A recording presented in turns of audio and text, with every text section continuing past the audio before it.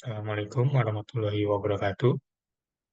Kepada yang terhormat Bapak Noviandri, Eskom, MMSI, pada kesempatan kali ini saya ingin melaksanakan tugas UAS untuk semester 2 mata kuliah Sistem Operasi, di mana untuk tugas UAS kali ini eh, kami mahasiswa diminta untuk mempresentasikan salah satu materi dari mata kuliah Sistem Operasi.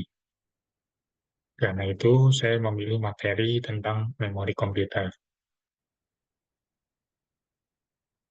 Baik, untuk daftar isinya kurang lebih adalah pengantar memori komputer, kemudian hierarki memori komputer, dan jenis-jenis memori komputer. Jadi, untuk memori komputer adalah komponen penting dalam sistem komputer yang digunakan untuk menyimpan data dan instruksi yang diperlukan oleh CPU untuk melakukan tugas-tugas komputasi. Memori memungkinkan komputer untuk menyimpan dan mengakses data dengan cepat. Tanpa memori memadai, komputer tidak dapat berfungsi dengan efisien. Memori bertindak sebagai jembatan antara CPU dan perangkat penyimpanan, menyimpan data sementara untuk akses cepat dan menjalankan program dan instruksi. Untuk hierarki memori komputer, jika digambarkan oleh piramida kurang lebih seperti ini. Jadi ini ada inboard memory, yaitu memori yang berada di dalam CPU atau komputer, terdiri dari register, kemudian ada cache, dan ada main memory. Main memory ini sendiri ada RAM dan ada ROM. Kemudian ada outboard storage atau outboard memory, yaitu memori yang terletak di luar CPU atau di luar komputer. Ini bisa berupa magnetic disk, CD-ROM, CD-RW, DVD-RW, DVD-RAM, dan Blu-ray. Kemudian ada juga offline storage yang berupa magnetic tape. Kemudian jenis-jenis memori komputer ini seperti yang sebelumnya tadi, memori internal ini ada register, ini adalah memori yang paling cepat atau tercepat yang ada di dalam CPU, digunakan untuk menyimpan data yang sedang diproses. Kemudian ada cache, memori kecil dan cepat yang menyimpan data yang sering diakses untuk mempercepat kinerja. Cache ini sendiri, kalau tidak salah, ada L1 cache, L2 cache, dan L3 cache gitu. Kemudian ada RAM, Random Access Memory, yaitu memori utama yang digunakan untuk menyimpan data sementara selama program berjalan. Eh,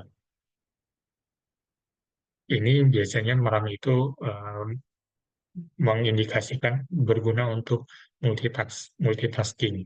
Jadi semakin besar RAM, maka mengindikasikan CPU tersebut semakin kuat untuk menjalankan multitasking. Kemudian ada ROM atau memori permanen yang menyimpan firmware atau program yang tidak dapat diubah oleh pengguna.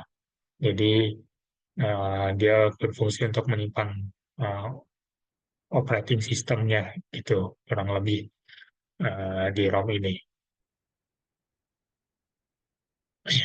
Kemudian, tapi untuk ROM ini, walaupun di sini disebut tidak dapat diubah pengguna, sebenarnya ada cara-cara tertentu untuk mengubah isi dari ROM tersebut. Biasanya kita sering dengar istilah flashing ROM gitu kan, atau custom ROM, lah itu. Jadi harus menggunakan cara-cara tertentu. Kemudian yang kedua jenis-jenis memori komputer adalah memori eksternal. Ini memori yang berada di luar CPU dan digunakan untuk menyimpan data dalam program dalam jangka panjang. Yang pertama ada hard disk drive atau HDD. Ini storage ini masih menggunakan piringan berputar atau kita biasa sebut cakram. Jadi biasa kalau kita bawa kemana-mana tuh habis itu pasti bunyi, kalau kita goyangin tuh pasti bunyi karena menggunakan piringan atau cakram. Jadi masih rentan rusak. Kemudian untuk teknologi terbaru sudah menggunakan SSD atau Solid State Drive. Ini menggunakan memori flash lebih cepat dan lebih tahan lama daripada HDD. dan biasanya ukurannya juga lebih kecil, jadi lebih ringan daripada HDD. Tapi kekurangannya adalah dia lebih mahal. Kemudian ada optical disc, ini berupa CD atau DVD. Ini media penyimpanan untuk distribusi data. Kemudian yang terakhir ada flash drive atau biasa kita sebut flash disk. Ini penyimpanan portable. Ya, kurang lebih sekian dari saya. Kurang lebihnya saya mohon maaf jika ada kekurangan. Sekali lagi terima kasih kepada Pak Noviandri yang sudah memberikan materi dalam satu semester ini.